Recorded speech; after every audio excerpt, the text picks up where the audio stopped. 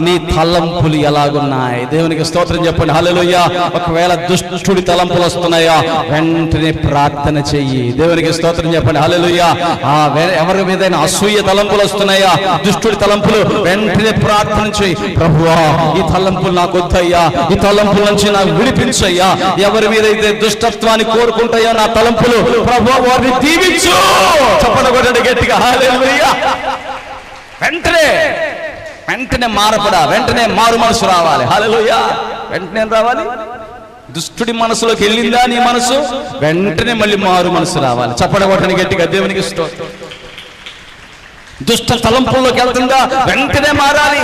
దుష్ట తలంపుల్లో నేనేంటి దుష్టుడిలాగా ఆలోచిస్తున్నాను, ప్రభువా నన్ను క్షమించు నాయనా, వారిని ఆశీర్వదించయ్యా, వారి పంటని ఆశీర్వదించయ్యా, వారి కుటుంబాన్ని ఆశీర్వదించయ్యా అని నువ్వు పలికితే నువ్వు మారు మనసు పొందిన బిడ్డవి. చప్పడగొట్టని గట్టిగా కొట్టాల.